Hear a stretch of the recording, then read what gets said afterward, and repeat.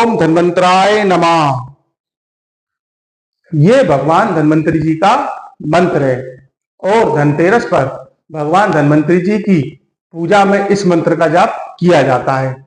आइए अब ये जानते हैं कि धनतेरस पर धन्वंतरी जी की पूजा क्यों की जाती है। तो देखिए, शरद पूर्णिमा पर चंद्रमा, कार्तिक द्वादशी पर कामधेनु गाय, त्रयोदशी पर आपके धन्वंतरी, चतुर्दशी पर काली माता और अमावस्या पर भगवती महालक्ष्मी जी का सागर यानी समुद्र से प्रादुर्भाव हुआ था।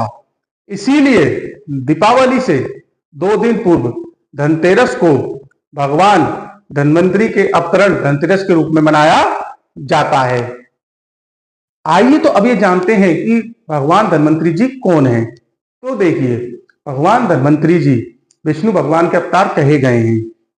ये भगवान विष्णु के 24 अवतारों में से 12वें अवतार हैं। इनका धरती पर अवतरण समुद्र मंथन के समय हुआ था। भगवान धन्वंतरी जी की 4 भुजाएं हैं, जिसमें से ऊपर की 2 भुजाओं में एक में शंख और दूसरी भुजा में चक्र है। वहीं अन्य 2 भुजाओं में से एक भुजा में जलूका तथा औषध है और अन्य दूसरी भुजा में अमृत कलश है। पीतल को भगवान धन्वंतरी की प्रिय धातु माना जाता है। इसीलिए धनतेरस पर पीतल के बर्तन खरीदने की परंपरा भी मानी गई है। आइए तो अब ये जानते हैं कि आयुर्वेद और धन्वंतरी जी में क्या संबंध है। तो देखिए, धन्वंतरी जी ने ही आयुर्वेद का प्रवर्तन किया। दीपावली से 2 दिन पूर्व धनतेरस को भगवान धन्वंतरी के अवतरण धनतेरस के रूप में मनाया जाता है। इसी दिन धन्वंतरी जी ने आयुर्वेद का प्रादुर्भाव किया था। आयुष मंत्रालय ने भी 29 अक्टूबर 2024 को 9वां आयुर्वेद दिवस मनाने के लिए पूरी तैयारी कर ली है। आयुर्वेद की जो चिकित्सा करने वाले वेद होते हैं, वो धन्वंतरी जी को आरोग्य का देवता कहते हैं। धन्वंतरी जी ने ही अमृत में औषधियों की खोज की थी। धन्वंतरी जी के वंश में दिवोदास हुए, जिन्होंने विश्व का पहला शल्य चिकित्सालय काशी में खोला था, जिसके प्रधानाचार्य आचार्य सुश्रुत बनाए गए थे।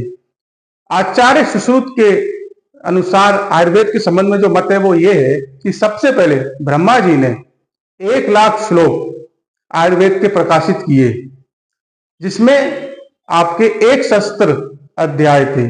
उनसे प्रजापति जी ने पढ़ा, प्रजापति जी से अश्वनी कुमारों ने पढ़ा, अश्वनी कुमारों से इंद्र ने पढ़ा और इंद्र से धन्वंतरी जी ने पढ़ा और उन्हें सुनकर ही जो है आपके सुश्रुत ने आयुर्वेद में महारत हासिल की थी।